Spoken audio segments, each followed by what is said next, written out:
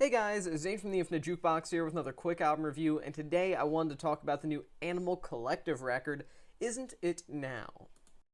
Animal Collective is undeniably one of the first names that pops into people's minds when they talk about 21st century indie darlings. I mean, albums like Strawberry Jam and Song Tongs, for example, are easily some of the most beloved albums within the miscellaneous alternative psychedelic realm of the entirety of the 2000s.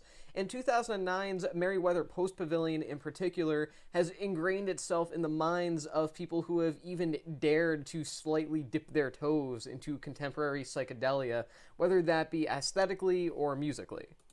That being said, their 2010s output, generally speaking, hasn't really been as consistently great. For example, 2016's Painting With, as well as 2018's Tangerine Reef, they're albums with their fans, sure, there's no denying that, but they certainly aren't the universally beloved experimental psychedelic pop albums that some of their predecessors were, and as a whole, the Animal Collective fanbase hive mind seems to be much more split and polarized with those records than anything that came before them.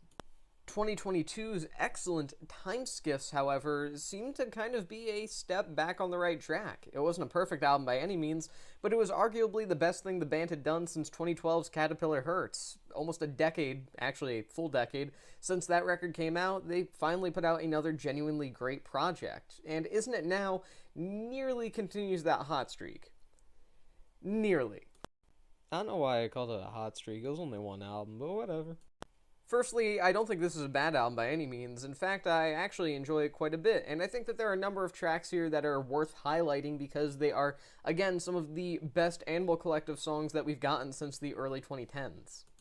The opening trio of songs, Soul Capturer, Genie's Open, and Broke Zodiac, are honestly great, classic-sounding Animal Collective cuts that are produced beautifully, have a lot of great melodies, they feel dense but still atmospheric enough that they aren't compressed, etc., etc. You get my point. It's the kind of stuff that you would expect from Animal Collective at this stage in their career, and if the entire album was made up of nothing but those three songs repeated over and over with different titles, I would probably give this a bit of a higher rating.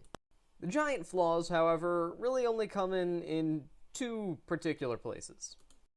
The nearly 22-minute long defeat just sort of drones on without much purpose and adds a huge amount of fat to the album, taking up, give or take, the quarter of the runtime.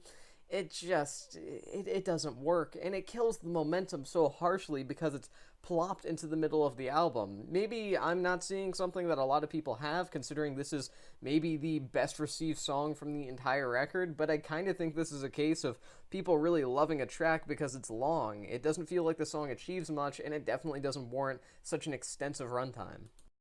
The second and final bit of disappointment on Isn't It Now comes in the form of the album closer, King's Walk, which isn't even really a failure to stick the landing, it's more just like a straight crash and burn.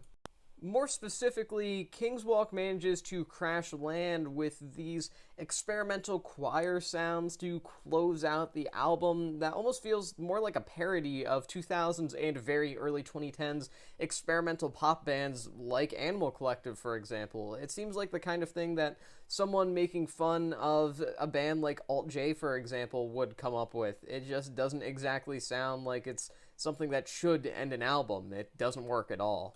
Yeah, it's just a weak, self-indulgent piece of experimentalism that doesn't close out the record in a truly substantial way, and it ultimately leaves a sour taste in my mouth, which is a shame because the track list up to that point, minus the aforementioned defeat, is solid. Nonetheless, there is a fair amount of good material here. In fact, the vast majority of it is at the very least decent, and in the better moments pretty great. It's just a shame that Isn't It Now couldn't quite continue the return to excellency that Time Skiffs seemingly started up last year, but nonetheless, good Animal Collective record, just a very flawed one. I'm going to give this record 3 stars out of 5. And with that being said, that is the end of this quick album review. I've been Zane from the Infinite Jukebox. Thank you for watching, and I'll see you guys in the next one.